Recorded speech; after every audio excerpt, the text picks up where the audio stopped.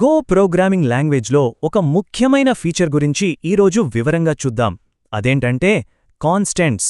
వినడానికి సింపుల్గా ఉన్నా ఇది చాలా శక్తివంతమైనది.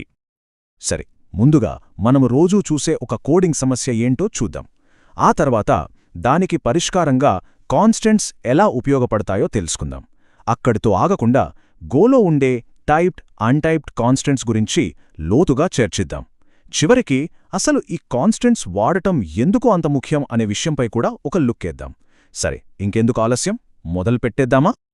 సరే, మనం మొదటిగా చూడబోయేది ప్రోగ్రామర్స్గా మనలో చాలామందికి తెలిసిన ఒక కామన్ ప్రాబ్లం. ఈ కోడ్ చూడండి. Area = 3.14 into radius. ఇలాంటివి మనం చాలాసార్లు చూసే ఉంటాం. కానీ ఇక్కడొక ప్రశ్న, ఈ 3.14 ఏంటి, ఎక్కడ్నుంచొచ్చింది? ఇలాంటి వాటినే మ్యాజిక్ నంబర్స్ అంటారు. అంటే ఎలాంటి వివరణ లేకుండా ఉన్నట్టుండి కోడ్లో ప్రత్యక్షమయ్యే విలువలన్నమాట. దీనివల్ల ఏమవుతుందంటే కోడ్ చదవడానికి కష్టంగా ఉంటుంది, మెయింటైన్ చేయడం ఇంకా కష్టం.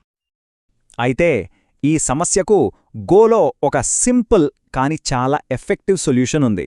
ఒకే ఒక్క కీవర్డ్తో ఈ ప్రాబ్లం సాల్వ్ చేయొచ్చు. అదేంటో ఇప్పుడు చూద్దాం. ఆ కీవర్డే కాన్స్టెంట్. పేర్లోనే ఉంది కదా, స్థిరం అని. అంటే ఒక విలువను కాన్స్టెంట్గా డిఫైన్ చేశామంటే ఆ తర్వాత ప్రోగ్రాంలో ఎక్కడా దాన్ని మార్చలేం. ఒకసారి రాయి మీద చిక్కిన శాసనం లాంటిది, అంతే, ఫిక్స్డ్. ఇక్కడ మనం వేరియబుల్కి, కాన్స్టెంట్కి ఉన్న తేడాను స్పష్టంగా అర్థం చేసుకోవాలి. మనం వారు ఉపయోగించి ఒక వేరియబుల్ని డిక్లేర్ చేస్తే దాని విలువను ప్రోగ్రాం రన్ అవుతున్నప్పుడు మార్చొచ్చు.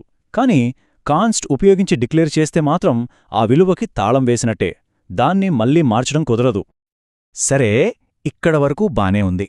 కానీ అసల్ మజా ఇక్కడే మొదలవుతుంది. గోలోని కాన్స్టెంట్స్ని ఇతర లాంగ్వేజెస్లోని కాన్స్టెంట్స్తో పోలిస్తే చాలా స్పెషల్. వాటికి ఒక రకమైన సూపర్ పవర్ ఉందనే చెప్పాలి. అంటే గోలో అన్ని కాన్స్టెంట్స్ ఒకేలా ఉంటాయా? అస్సలు కాదు. వాటి మధ్య ఒక ముఖ్యమైన తేడా ఉంది. ఆ తేడాను అర్థం చేసుకోవడమే ఇక్కడ కీలకం.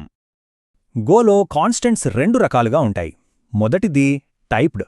అంటే వీటికి మనం ఒక నిర్దిష్టమైన డేటా టైప్, అంటే ఇంట్ అనో ఫ్లోట్ 64 అనో ముందే చెప్పేస్తాం. ఇక రెండోది అన్టైప్డ్. ఇవి చాలా ఫ్లెక్సిబుల్, ఒక ఊసరవెలిలాగా అన్నమాట. అవసరాన్ని బట్టి అవి ఏ టైప్తోనైనా కలిసిపోగలవు. ఇదే గో కాన్స్టెంట్స్లో ఉన్న అసలైన బ్యూటీ. ఉదాహరణకి ఈ టైప్డ్ కాన్స్టెంట్ని చూద్దాం. Const typed integer int = 123. ఇక్కడ మనం స్పష్టంగా ఇదొక ఇంట్ అని చెప్పేశాం. దీనివల్ల మనకు టైప్ సేఫ్టీ దొరుకుతుంది, అంటే పొరపాట్లు జరగవు. కానీ దీనికి ఒక పరిమితి ఉంది. దీని కేవలం ఇంట్ ఆశించే చోట మాత్రమే వాడగలం, అంత ఫ్లెక్సిబిలిటీ ఉండదు. కానీ అన్టైప్డ్ కాన్స్టాంట్స్ అలా కాదు. Const untyped integer 123. ఇక్కడ మనం ఏ టైప్ చెప్పలేదు. ఇదొక ఫ్లెక్సిబుల్ ఫ్రెండ్ లాంటిది. దీన్ని మనం ఒక ఇంటికి అసైన్ చేయొచ్చు, లేదా ఒక ఫ్లోట్ 64కి కూడా అసైన్ చేయొచ్చు. గో కంపైలర్ సందర్భాన్ని బట్టి దానంతట అదే టైప్ని అర్థం చేసుకుంటుంది. ఇది కోడ్ రాయడాన్ని చాలా సులభం చేస్తుంది. ఈ వాక్యం చాలా పవర్ఫుల్. గోలో కాన్స్టెంట్లు వేరియబుల్స్ లాగా కాకుండా సాధారణ సంఖ్యల వలె ప్రవర్తిస్తాయి. దీని అర్థమేంటంటే ఒక అన్టైప్డ్ కాన్స్టెంట్ అనేది ఒక విలువను స్టోర్ చేసే కంటైనర్ కాదు, అదే ఒక హై ప్రెసిషన్ నంబర్. అంటే దాని ఖచ్చితత్వం చాలా ఎక్కువ. మనం దాన్ని ఒక వేరియబుల్కి అసైన్ చేసేంతవరకు అది తన ప్రెసిషన్ని కోల్పోదు. సరే, టైప్డ్ వర్సెస్ అన్టైప్డ్ మధ్య తేడా తెలిసింది కదా. ఇప్పుడు గోలో ఎలాంటి కాన్స్టెంట్స్ ఉన్నాయో వాటి ఫ్యామిలీ గురించి కొంచెం తెలుసుకుందాం.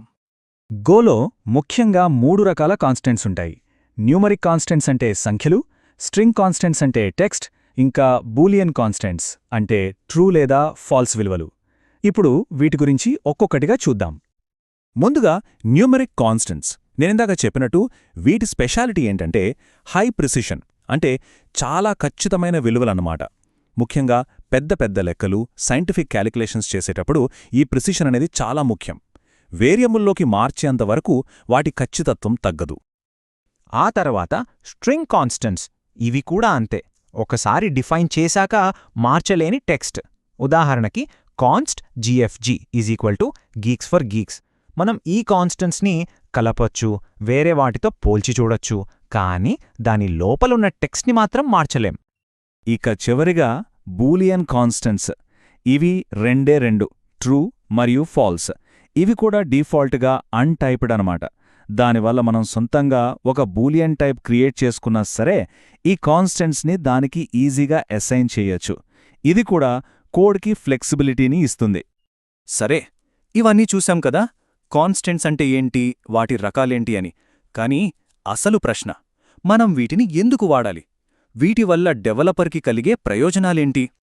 ముఖ్యంగా 3 కారణాలున్నాయి. మొదటిది రీడబిలిటీ, అంటే కోడ్ చదవటానికి సులభంగా ఉంటుంది.